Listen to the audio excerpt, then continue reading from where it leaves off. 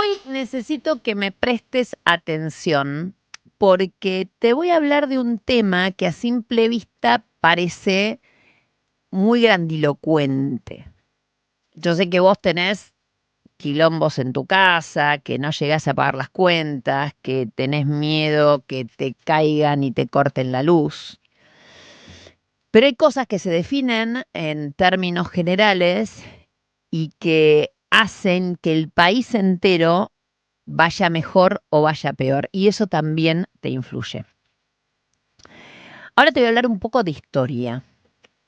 Roca-Runciman fue el pacto que en 1933 firmaron Julio Argentino Roca, hijo, y Walter Runciman. Y que resumió como pocos hechos en la historia argentina, la lógica agroexportadora. Apostar todas las fichas al imperio que empezaba justamente en ese caso a declinar. Ahora, con Milei, la Argentina vuelve a ser una apuesta estratégica de fondo. Y conviene mirarla con la misma frialdad con la que hoy los historiadores miran aquel pacto. Vamos por partes. En los años 30 el mundo estaba cambiando de centro de gravedad. Gran Bretaña seguía siendo la potencia con la que la Argentina tenía toda su matriz comercial armada. Éramos el granero del imperio, cobrábamos en libras, nos financiábamos en la City de Londres. Pero ya no era el centro dinámico de la economía mundial. Estados Unidos venía creciendo desde fines del siglo XIX, había salido fortalecido de la Primera Guerra Mundial y hacia 1930 ya era la primera economía del planeta. Sin embargo, la dirigencia argentina, con Roca a la cabeza, decidió blindar la relación con los británicos. Les garantizamos cuotas de carne, ventajas arancelarias y a cambio nos comprometimos a no tocarle sus inversiones en ferrocarriles y servicios públicos. La frase que quedó para la posteridad la dijo el propio Roca en un brindis en Londres. Dijo que la Argentina era, por su interdependencia económica, casi una parte integrante del imperio británico. Esa frase le explotó políticamente toda una generación, pero más allá, sobre todo el revisionismo histórico, ¿no? Ideológico. Pero más allá de este debate ideológico, hay un duro dato objetivo que no depende de con qué bandera se lea la historia. La Argentina, en ese momento, apostó por la potencia que estaba de salida y le dio la espalda, o por lo menos no jerarquizó, a la potencia que estaba emergiendo. Ese error de cálculo, sumado a otros factores internos, nos terminó costando décadas de un modelo atado a un socio que perdía peso relativo año tras año. Ahora bien, ¿por qué traigo este tema de historia, casi como si fuera una clase, hoy?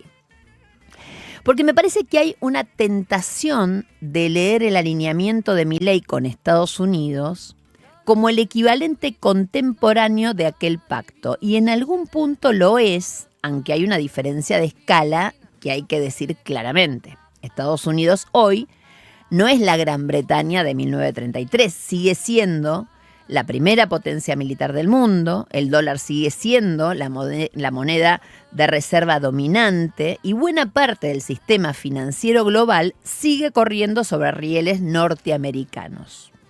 No es que Estados Unidos ya perdió, pero la tendencia, la curva, el sentido en el que se mueve la historia económica de las últimas 2 décadas es innegable. China le viene comiendo terreno de manera sistemática y en la región donde nosotros vivimos, en América Latina, ese proceso ya está consumado en gran parte. Si no, vayan por la calle y miren la cantidad de autos chinos, chicos, entre otras cosas. Miremos el caso más cercano y más elocuente, que es Brasil de hoy. Porque ahí no hay especulación, hay números. El comercio bilateral entre Brasil y China llegó a rondar los 157.000 millones de dólares en 2024, con superávit récord para los brasileños. China es el principal socio comercial de Brasil hace más de una década. y le saca una diferencia enorme al segundo lugar, que sigue siendo Estados Unidos, pero mucho más atrás. Y ojo con este dato porque es el que más me interesa subrayar. En el primer trimestre del 2025, el 41% del comercio entre Brasil y China ya se liquidó directamente en yuanes, sin pasar por el dólar. Directamente entre las dos monedas. Además, el Banco Central de Brasil tiene el yuan como la segunda moneda más importante de sus reservas internacionales desde el 2023, superando al euro, aunque todavía lejos del dólar, que es la primera, ¿no? Obviamente. Y este año Brasil dio un paso más. Anunció que va a emitir deuda soberana denominada en yuanes, algo inédito en su historia. Lula, además, viene de firmar decenas de acuerdos de cooperación con Beijing en energía, ferrocarriles, tecnología, con inversiones chinas de millones de dólares en terreno brasileño. ¿Qué es lo que hizo Lula en definitiva? No rompió con Estados Unidos. No se puede leer en esos términos tan binarios, pero sí hizo una lectura fría del tablero. Entendió que la potencia que está creciendo en su relación comercial concreta es China y armó la arquitectura financiera y comercial para no quedar atado exclusivamente a la lógica del dólar y de Washington. Diversificó, como se le dice en términos comerciales, y lo hizo además sabiendo que eso le genera fricción con Estados Unidos, que ya reaccionó, como ustedes saben, con aranceles, con preocupación explícita, por lo que llama el avance chino en su patio trasero. Ahora volvemos a la Argentina de Milei. Acá la apuesta es la inversa. Alineamiento ideológico, geopolítico total con Washington, con Trump. Discurso durísimo contra China en algunos tramos, aunque después en la práctica tenemos que salir corriendo a pedirle, obviamente, ¿cómo se llama? El swap. El swap, ¿no? Que nos lo mantengan. El propio gobierno, saben ustedes, que tuvo que administrar la relación porque la soja, el swap, queda en Argentina, etcétera. Y una centralidad absoluta puesta en el respaldo financiero norteamericano con el salvataje del Tesoro de Estados Unidos como episodio más visible el año pasado en plenas elecciones. Es una apuesta legítima, obviamente, no digo que sea insensata en el corto plazo, porque efectivamente el respaldo de Washington le dio oxígeno cambiario a un gobierno que lo necesitaba, ¿no? En ese sentido tenemos que decir, Milei apostó por Trump y Trump le devolvió haciéndolo ganar las elecciones. Pero la pregunta que hay que hacerse no es tan coyuntural, es la estructural. ¿En qué dirección se mueve el mundo en los próximos 20 o 30 años? Y ahí es donde yo creo que el paralelo con el pacto Roca-Runciman empieza a pesar.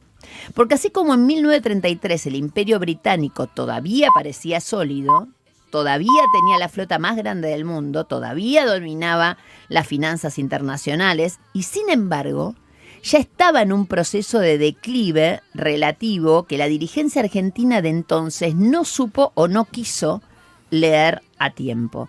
Hoy Estados Unidos mantiene todo su poderío militar y financiero, pero en el terreno específico que a nosotros nos interesa como país exportador de materias primas y de alimentos, que es el comercio real, el que genera divisas genuinas, China, ya es una potencia superior a Estados Unidos para casi toda Sudamérica.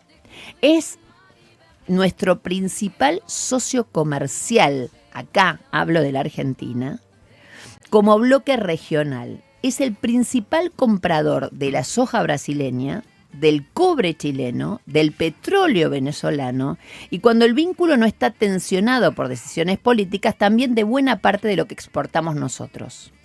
Entonces la pregunta de fondo es esta: ¿la Argentina puede darse el lujo en pleno siglo XXI de apostar comercialmente casi en exclusividad a Washington en un momento en que la potencia que crece en el comercio real con la región es Beijing?